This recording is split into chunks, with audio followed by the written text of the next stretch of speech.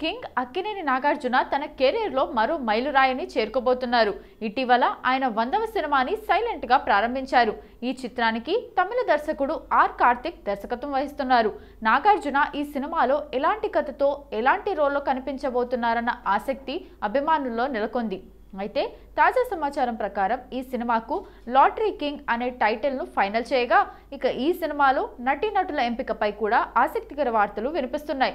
ఇందులో భాగంగా తాజాగా సీనియర్ హీరోయిన్ టబు ఈ మూవీలో కీలక పాత్రలో కనిపించబోతున్నారని టాలీవుడ్ సర్కిల్స్ లో చర్చ జరుగుతోంది. నాగార్జున టబు జంట గతంలో నిన్నే పెళ్లాడతా అనే రొమాంటిక్ బ్లాక్ బస్టర్ చిత్రంలో జంటగా నటించారు.